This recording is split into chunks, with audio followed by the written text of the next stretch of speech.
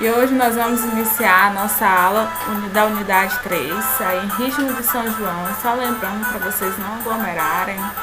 Se fizerem festa, vão fazer em casa, sem muita gente, só os que moram na casa. Vamos ter muita consciência nessa época de pandemia, que logo logo a gente vai estar na sala, comemorando São João. Até a tia hoje veio em ritmo de São João, certo? E vamos aí dar início à nossa aula, a continuação da unidade 3, a água. E hoje nós vamos falar do tema 4, a capacidade de dissolução da água.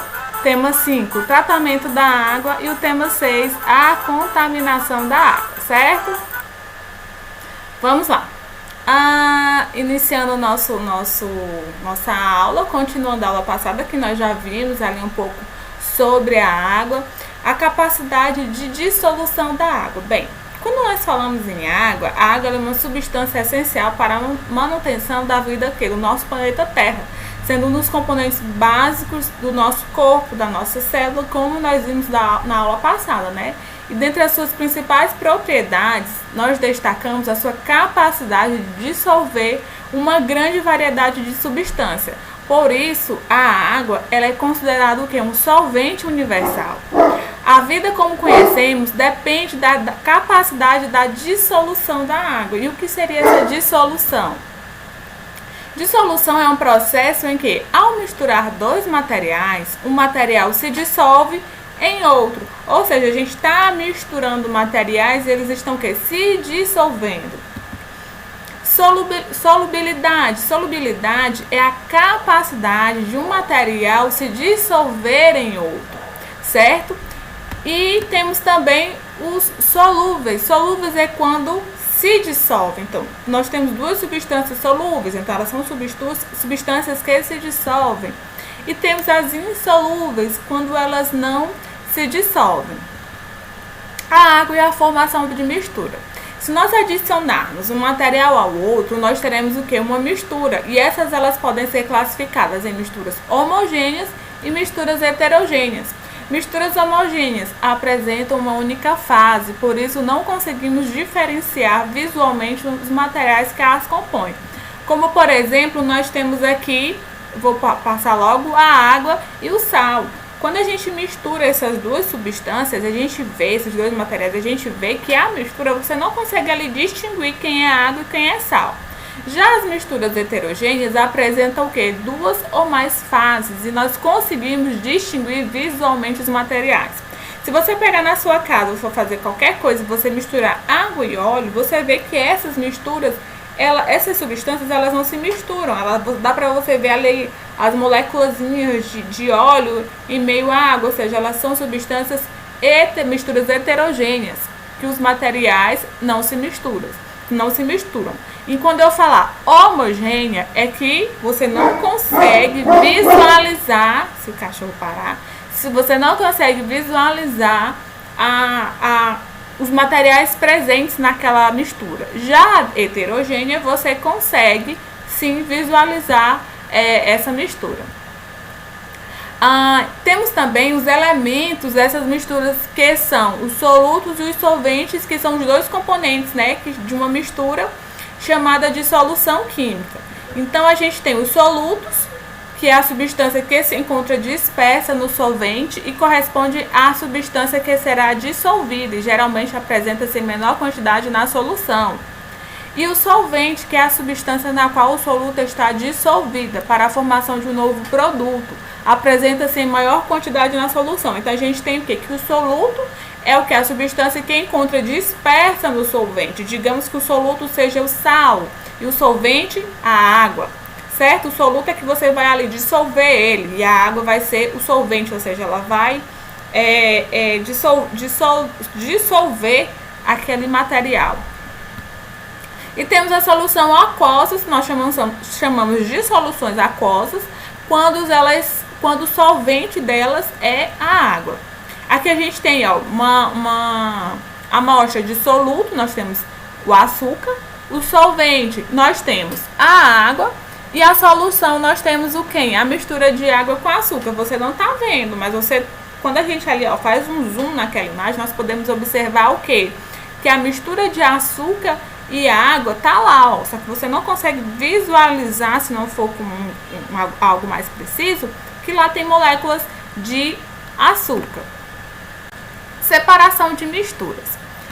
Bem, nós temos alguns processos de separação de mistura, como o processo de decantação, que se baseia na diferença da densidade das fases de uma mistura heterogênea. Densidade é uma propriedade de um material que indica o quê? O quanto de massa há em determinado volume desse material. Ou seja, quanto maior a massa, menor o volume, maior será a sua densidade. Ou seja, quando a gente tem uma massa maior, ela vai ser proporcional à densidade. Então, aquele material ele vai se decantar, ele vai se posicionar ao fundo daquela mistura. Como, por exemplo, a gente tem aqui um exemplo, o sólido e o líquido. A gente vê que aquela parte sólida, ela se decantou, ou seja, ela se posicionou abaixo ali do frasco. Então, ela ficou lá na parte inferior e o líquido ficou na parte superior. E aí a gente consegue o quê? Separar essas misturas. Quando é decantação, as misturas, a parte sólida, ela vai mais para o fundo do recipiente. Já temos o processo de filtração, é um método para separar os componentes de uma mistura heterogênea. Filtração, heterogênea. Decantação, baseia-se na densidade de misturas. De uma mistura heterogênea que se baseia na diferença de tamanho das partículas que compõem as fases. Por exemplo, a gente, no processo de filtração, eu já falo, você utiliza um filtro, a gente tem aqui um funil com filtro e temos a mistura. Embaixo a gente ali está separando duas misturas, a filtração de uma mistura de um líquido para o sólido, entendeu? Quando você vai filtrar, não sei, digamos um café, às vezes você quer tirar ali a bolsa, você está usando ali o processo de filtração, apesar que vai passar ainda parte ali de café misturado com água, você está tirando ali a parte sólida, digamos assim. Então você usa um processo de filtração nessa prática, certo?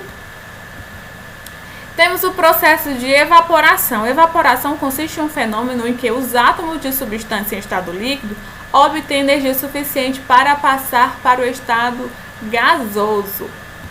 Como, por exemplo, na separação da água com o sal, para separar o sal da água nos mares. Ó, eles deixam ali, você está vendo que ele está juntando justamente porque a água ela vai passar por esse processo de evaporação. Ela vai se evaporar, vai passar para o estado gasoso e vai ficar apenas o que? O sal. Então, esse aí é um processo de separação de mistura que nós utilizamos a evaporação, na separação do sal na água do mar. E temos o processo de destilação. O processo de destilação separa os componentes de uma mistura homogênea com base no ponto de ebulição. O que seria esse ponto de ebulição? É justamente a temperatura constante de um material passa do estado líquido para o estado gasoso. E a gente utiliza justamente para obter o etanol quando ele está misturado o quê? Com água. Utilizamos muito na destilaria de cachaça, nessa produção de cachaça, quando você está ali fazendo a cachaça. Como que funciona esse método de destilação? Se nós observarmos, a gente tem aqui ó, um material onde ele está sendo aquecido, temos o condensador e o material e é o recipiente final onde vai pegar ali aquelas partículas de etanol. O que acontece? A gente aquece esse recipiente fechado e o etanol que tem menor ponto de ebulição, seria o ponto de ebulição, é a temperatura que o líquido passa para o estado gasoso. Já que o etanol tem um menor ponto de ebulição do que a água, ele é vaporizado e em seguida ele passa por uma etapa de condensação, que você pode olhar ali onde a gente tem um condensador. E aí nesse processo ele volta de novo, a condensação é o que? É passar de volta para o estado líquido. Então ele pega esse etanol que está em estado gasoso, passa para o estado líquido de novo e ele é o que? Recolhido ali no recipiente apropriado. Então esse é o processo de destilação, certo? De separação de misturas homogêneas, onde você não consegue ali separar por filtração, por decantação, por evaporação. Então você usa o processo de destilação, que é justamente para estar separando essas misturas. Tratamento da água. Bem, a água que nós utilizamos no dia a dia é uma água homogênea que a gente tira principalmente dos rios, dos lagos, de represas, de nascentes. Embora a maior parte dessa água seja limpa, ainda existe muitos agentes patogênicos que podem estar o quê? Causando doença a nós, seres humanos, ou até outros animais. Então, a água contaminada é muito perigoso para a nossa saúde. Por isso existe o que? O tratamento de água, justamente para tornar essa água potável, ou seja, essa água própria para o nosso consumo, para que nós possamos consumir essa água. E aí existe justamente esse processo de tratamento de água, que nós vamos assistir um vídeo rapidinho agora, certo?